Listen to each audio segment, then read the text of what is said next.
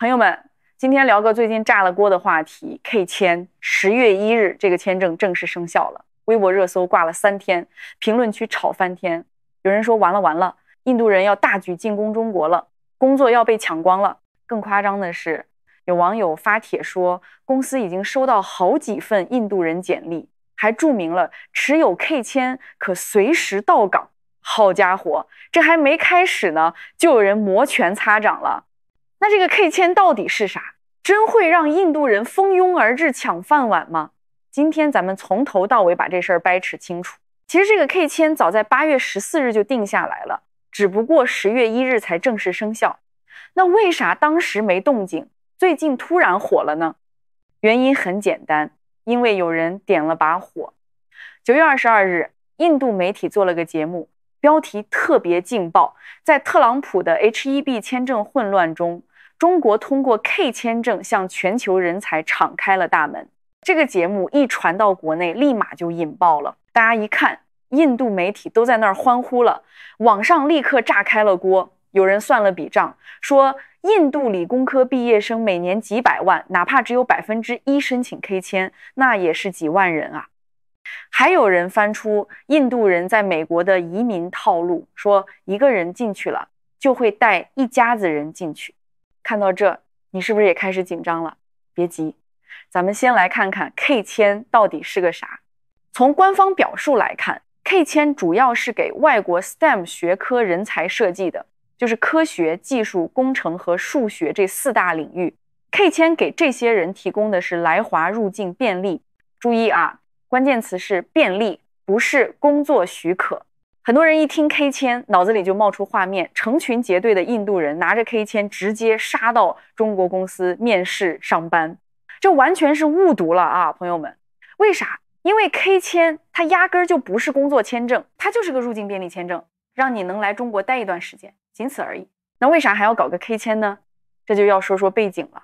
今年9月份，美国众议院那个专门搞事的委员会提议要限制中国58所高校的毕业生去美国读博士，而且其他 STEM 类留学签证早就针对中国收紧了。也就是说，未来中国留学生想去美国学前沿技术，这条路可能要被彻底堵死。科技这玩意儿是一步慢步步慢的，如果美国真搞学术隔离，中国想追赶就更难了。那咋办呢？既然美国不让中国人去学，那中国就把外国 STEM 人才引进来呗，这就是 K 签诞生的核心逻辑。中国本来有 R 签，但门槛太高了，要求是科学家、科技领军人才这种级别。如果你真是国际科技大牛，年薪100万美元，在硅谷有房有车有绿卡，谁愿意放弃美国那么好的环境跑到中国来？ K 签就不一样了，不要求你是领军人才，你哪怕是国外某个 AI 公司的普通工程师，或者光刻机研究所的技术员，也能通过 K 签来中国看看有没有机会。像中芯国际、华为这些科技大厂肯定乐意雇这些人。说到这儿，可能很多人又要炸了，说来说去，不还是要抢中国人的工作吗？其实啊，没那么容易，因为 K 签只能让你来中国待180天就要走人。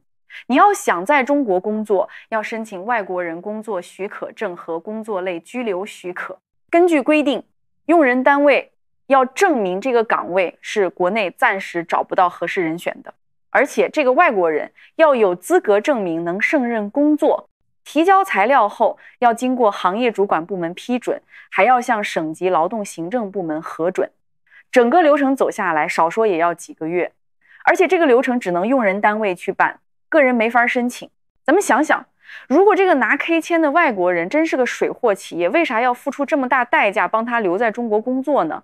企业又不是慈善机构，招人是要干活创造价值的，不是来养大爷的。所以就算 K 签持有者最后能拿到工作许可证，那也是凤毛麟角，对中国人就业机会基本不会造成什么太大影响。总之 K 签是 K 签，工作许可是工作许可，这俩根本不是一回事儿。听到这儿，你是不是松了口气？别急，故事还没完。理论上 K 签确实没那么吓人，但实际执行起来麻烦可大了。第一个大坑，标准问题。K 签要求是从境内外知名高校或者科研机构的 STEM 专业毕业。问题来了，啥叫知名高校或者科研机构？有标准吗？没有。如果按 QS 排名算，排名133的中国科学技术大学直接隶属中科院，算名校吧。可排在它前面的有印度理工学院孟买分校。按这个排名，孟买分校毕业生只要想来就可以轻松拿到 K 签，甚至不排除印度人会把分校扩招，把人都送中国来。如果不看排名，看藤校，还是有空子可钻。还记得前段时间爆火的4+4董小姐吗？她拿的是哥伦比亚大学文凭，虽然是巴纳德学院上的水硕，但从文凭来看，谁能否认她是名校毕业？这种操作在美国印度人中已经是被玩烂的套路了。更夸张的是 ，K 签还规定，在知名高校或科研机构从事相关教育科研工作的外国人也可以申请 K 签。如果说高校还相对有谱，那科研机构就更没谱了。啥叫研究机构？一个实验室算不算？还是一个私企，搞个草台班子挂个牌子就能算？这里不是歧视印度人，主要是想说，一个国家的人才战略不能把执行建立在外国人的良知和节操上。第二个大坑，灰色地带务工。中国国内就业管理机制说实话还不够健全。别的不说，国内那些外国群演、外教老师、淘宝外模，有几个人是有正儿八经的工作许可证的？我跟你讲，10个里面能有1、2个有证的就不错了，大部分都是黑工，拿着旅游签证就开始干活了。对雇主来说，这些外国人不用交社保，不用签合同，按单算钱，综合成本低，何乐而不为？就算拿不到工签，进来的人多了，总会有非法务工的。那些县城版双语幼儿园恐怕会非常喜欢。印度人说话有口音，怎么了？反正说的是英语就行。第3个大坑更隐蔽，但也更可怕。谁告诉你他们来中国是为了打工的？当个中国女婿，然后吃绝户不香吗？咱们必须承认，有一部分人有着莫名其妙的崇洋媚外心理，觉得找个外国老公特有面子。这样一来，这些印度人就有机会通过婚姻的方式慢慢留在中国了。这些人拿到永居后，以中国配偶为法人开设皮包公司，用在欧美练出来的移民技巧，化身移民中介，大量引进印度人。每个办进来的人收点钱，可以持续不断的引进。印度人是怎么大量移民到美国、加拿大的？不就是这么玩的吗？一个印度人进来了，把老婆孩子、爹妈、兄弟姐妹全带进来，最后以文化为纽带进行聚居，形成相对独立的街区。你去美国、加拿大看看，有些地方整条街都是印度人，当地人都不敢去了。不排除以后在中国也会出现这种情况，最后形成国中之国。但最可怕的还不是这些，最可怕的是与 K 签伴生的政绩思维。比如某部门出台了 K 签政策，下一步是不是要证明这个新增签证有价值？怎么证明？看数据呗。那么必然倾向于每年增加 K 签数量来显示政绩。今年发1000个，明年是不是要发2000个？后年是不是要发5000个？再下一步，是不是要看 K 签持有者申请到工作签证的转化率？如果转化率不足，比如发了1000个 K 签，最后只有10个人留下来工作，这数据很难看吧？那怎么办？是不是要下个用好 K 签政策的通知，甚至督促有关省份国有企业开专门针对 K 签人才的招聘会？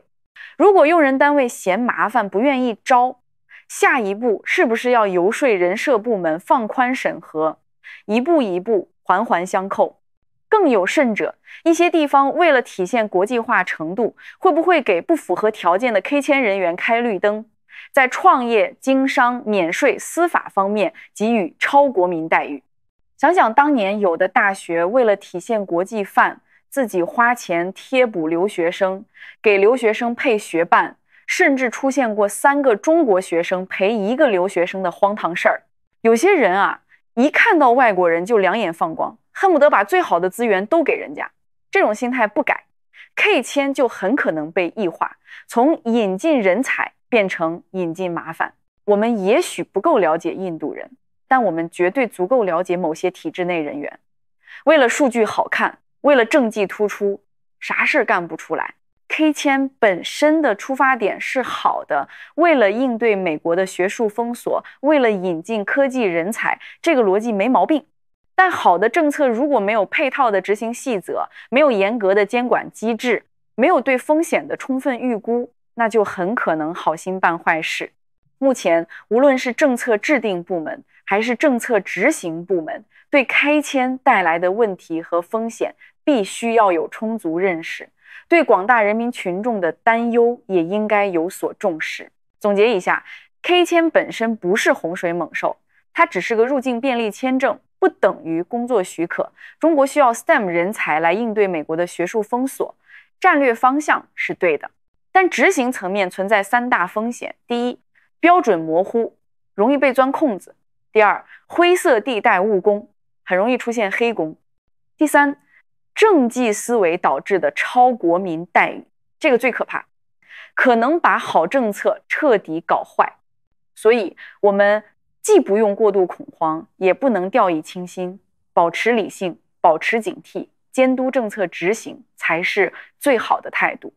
好啦，如果你觉得有用，记得点个赞，转发给更多人，让更多人了解 K 签的真相。